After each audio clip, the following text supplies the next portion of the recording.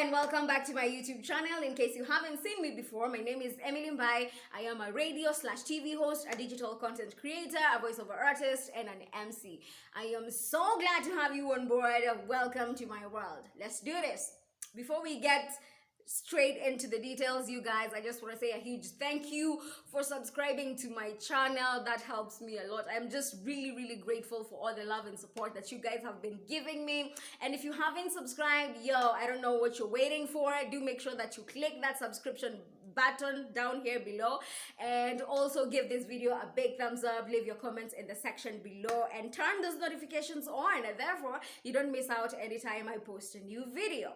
And with that out of the way, let's just get straight into the video. And this is 5 things that caught my eye. If you've been watching my channel, then of course you know that this is just a segment where I just sit right over here and just talk about things that matter to me, things that caught my eye and they mean something to me, and I just want to talk about them, share them with you so we can have a conversation, all right? So let's just get straight into the video without making it too long for no particular reason. Oh, guys, by the way, I have to mention this top.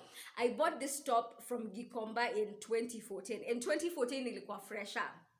I was a first year at Egerton University in Joro, and that's when I bought this top, and I was very proud of myself. These were like the first clothes that I bought like for myself, where my parents didn't actually buy me clothes and I bought for myself. It still doesn't fit me because apparently I shrink instead of growing. But anyways, I found it today and I was like, I want to wear this. I haven't worn it in years. So you guys, sentimental value. Anyways, let's just get straight into the video. And the first thing that caught my eye is this story by Tuko that I saw. I would recommend that you really go and watch this story, so I'm definitely going to leave the link to the story in the description box, therefore you can be able to watch it. It's by Tuko and it's called Kenya's Biggest Con. And this is the thing, this guy, he had been running a recruitment agency for jobs, and like right now unemployment is such a big thing. Like a lot of youth do not have jobs. I get a lot of people on my Instagram and on my Facebook and on my Twitter who just text me and tell me, can you get me a job? I even have friends who don't have jobs. It's very hard. And of course, if you've been watching my channel, last year I also didn't have a job. It's very hard, and therefore it's very easy for people to take advantage of that and manipulate people. And this is the thing, you guys, as much as we're looking for jobs, as much as we want success, please let's not be gullible, because we end up losing so much. You guys, the story, this guy, he swindled a lot of money from innocent, suffering Kenyans. Like, you hear somebody say, like, I lost 130,000. That's just crazy. I lost 200,000, 150,000, 60,000. It's crazy. And he was just using delay tactics, ngoja kidogo, next week, your documents are coming, you're gonna come and sign them, and then you'll travel to Kuwait. He was offering jobs in Kuwait. It's such an eye-opening story. I think you guys should have a look, so I'm definitely going to leave the link below. But here is the thing, I was looking at this story, and this guy has been arrested like numerous times and released, and I was like, so why does he get released? And then I realized there are some people, some very smart people. These are not stupid people. These are very smart people who have learned how to manipulate the justice system, and it happens everywhere. It's not just in Kenya. It's only in a court of law where answers like I do not recall are considered like answers. Cheat on your girlfriend one day, and then you go back to your girlfriend and when she asks, hey Kevo, ulini cheat, go ahead and say, I do not recall. My friend, that doesn't work out here in the normal world. But I realized there is a group of very smart people who have learned how to manipulate the justice system, and therefore they just keep on conning Kenyans, and they're just walking out there scot-free. I know there are lots of these stories. Let's just share them, and of course let's raise awareness so that people do not get conned. But if you're looking for a job, do not pay any money to get a job. Please, let's not be gullible, all right? Okay, moving on. I always write these things down because, problems. Anyway, moving on. Moving on is this reality TV show. It's called Love is Blind. Now, this is ah,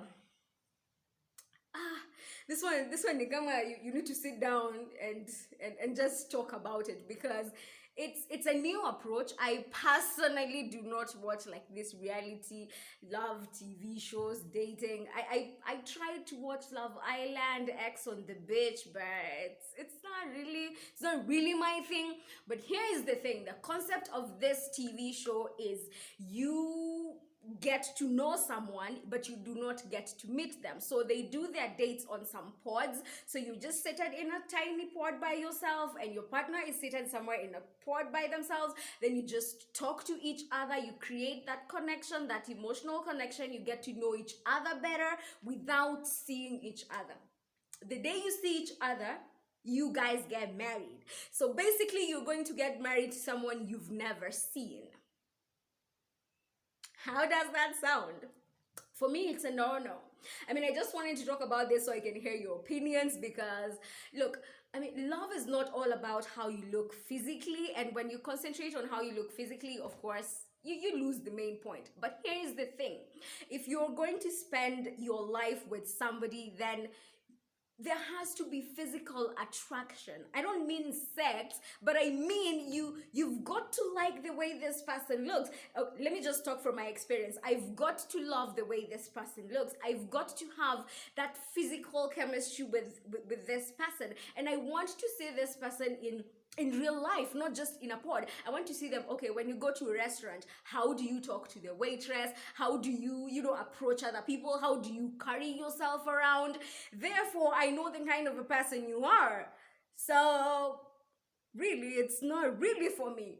But there are a lot of people who are actually for this idea because they say that it eliminates the concentration on how good, how cute, how dope you look, and therefore it gives people an opportunity to be able to just connect on a deeper level on the values of someone and not just how they look. I think that's good. It's not just for me. No, thank you. No, thank you. Staki. Mosha mkono. Staki. I just want to know, what do you guys think? Would you get married to someone you've never met? You've been talking, you've never met, you meet the first time, bam, marriage. Is that something that sounds like something you will do? Me? Nah, never. Moving on. Let's talk about coronavirus, y'all. Because this thing has been spreading like wildfire. It's been affecting a lot of people. Almost everybody has been affected in one way or another. But here is the thing. As we speak right now, by the way, I wanted to film this last week, but I didn't. You guys, I'm having a bit of things happening in my life. I'm moving houses, and if you've moved houses before, it's such a hectic process, and especially right now with the coronavirus, it's very, very hectic. So I'm filming this. When I'm filming this, we already know that there are 8 more cases of coronavirus in the country right now, and in our neighboring country, Tanzania, they've got 12 cases as I film this. And here is the thing. Yesterday, is it yesterday or the day before? I'm not sure. The president came out and Magufuli was like, yo, tuendelee kufanya kazi. Sisi hatujafunga churches, hatujafunga msikiti, hatujafunga nini. Let people continue working. And I was looking at that clip and I was like, Tanzanians, you gonna die. I'm sorry, like, if that is the person who's leading you right now and making decisions, this is the only time that the phrase kuchukua sheria mikononi mwako is right. Tanzanians, you need to take care of yourselves because your leaders don't look like they've got any interest at all in taking care of you. And I know there are people who also share this kind of sentiments, we are spreading mass hysteria, we are spreading fear and all that. Here's the thing. We will have nowhere to spread that fear when we are all dead. All right. I mean, we've got to take this thing with the seriousness that it's actually coming with. And I think for some people, it has not like yet sunk in that this is actually happening. And if you're that person, please, I implore you, it's about time. You need to realize this, that you know, the severity of the situation and take action. I thought that was very irresponsible of a leader to just wake up in the middle of a global pandemic and just be like, we're not closing anything, you guys gotta work. But then, did you guys see the clip of that Ugandan woman who was telling people, you are going to go into quarantine, we don't care who you are? I was like, we need that. We need that. Everybody needs stringent and strict rules like that, especially at a time like this. I don't know. You guys, what do you think? For me, when my leader is saying things like that, I really don't know. It's such a mood killer. You're just like, why? Why? Why? Why are you doing that? Anyway, you guys do tell me what you think in the comment section below. As we move on to other things. And on coronavirus note, you guys, I know I have done a bit of content about coronavirus. That's why I'm not going to talk about it too much. And also on my Instagram daily, I keep on posting. So do make sure that you follow me on Instagram at Emily_Mbai. But do make sure that you stay safe. Wash your hands. Do not touch your face. Do not go to crowded places. Avoid gatherings and stuff like that. Just make sure that you are staying safe. All right, so let's go to, I think, number 4. Yeah, number 4 is actually gonna be a clip that I'm gonna show you guys. This happened like, I think, a few weeks ago. I had seen it a while ago, but because I didn't film that other week because of toothache issues and stuff, I decided, let me just carry it forward because I loved it so much. There was this mom, and I am not a mother. I've never been a mother. I've never taken care of a baby, but I don't think motherhood is easy. I think it's difficult and hectic, but totally worth it. So there was this mom. She was taking her kids to school, and then she got there and she was like, damn, there ain't no kids. She took her kids to school without her kids. I will just let you watch the video because this is just a culmination, just showing you how sweet, beautiful, and difficult motherhood is in one whole video. You just watch the video. I can't believe the kids are not in the car. I'm driving to school without my kids. I'm taking the kids to school and I don't even have him in the car. I have to go back and pick him up. I can't believe it. I left my kids at home. I was supposed to take them to school and I got in the car and left. Oh my God, I'm such an idiot. I was half asleep this morning. Where are my kids? I have to go back and get them. All the way to like Central. Wow. You went all the way to Central. Hold on. Open the door.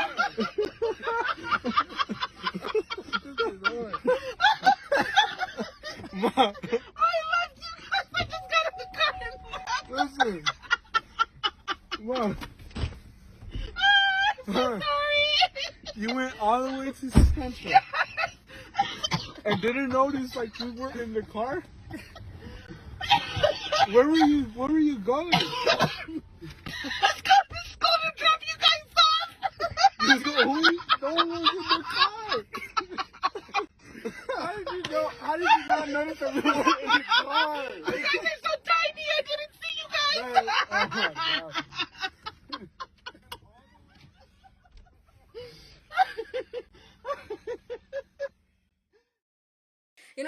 fact that she just took it lightly, she just laughed about it. She was just like, damn, I'm really dumb. How can I do this? But yo, I think it gives a bigger message, about mothers, especially because they're so special and they do so much and they care and worry so much, such that, if, for example, in a situation like this, they're like totally out of their minds. They know they're supposed to go to school, and that is what exactly they're doing until they get there and they realize, damn, I ain't got no kids, you know? I just think it's a sweet little video.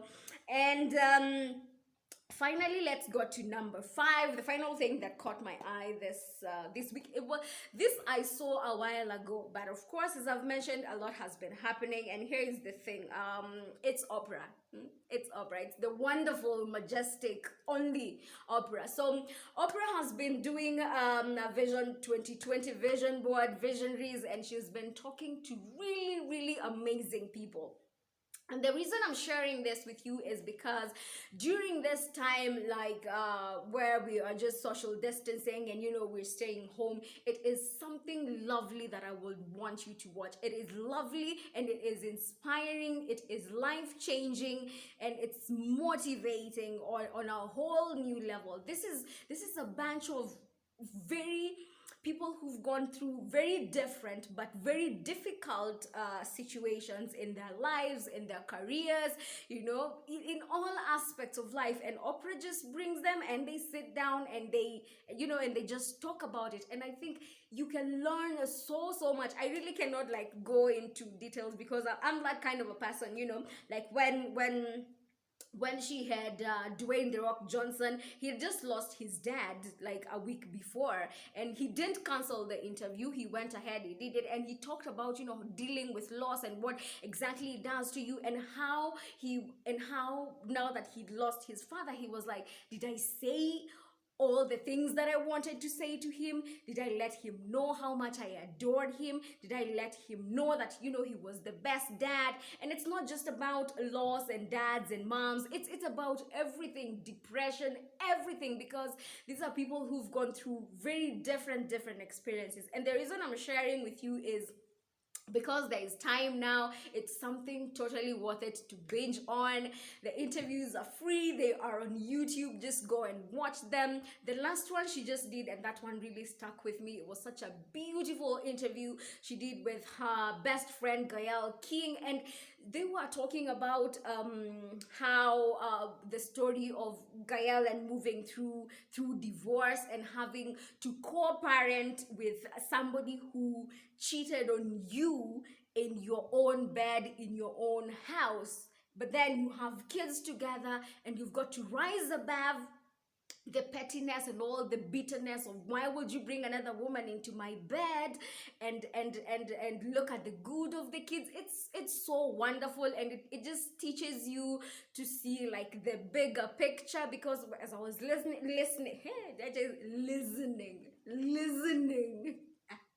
let me tell you, when the combine news strikes, bam.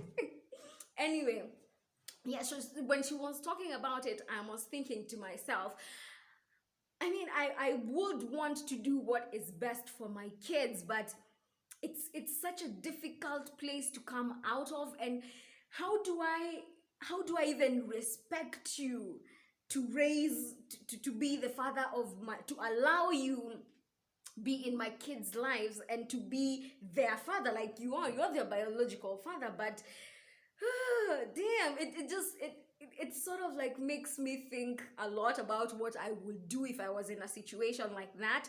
And the fact that she chose what was good for the kids, and it was also beautiful seeing them share all these stories from their past, because they've been friends for such a long time. It was so lovely. I would want you to go and watch that. And on that note, before this video becomes way too long, I think we're gonna stop there. Those are 5 things, yeah?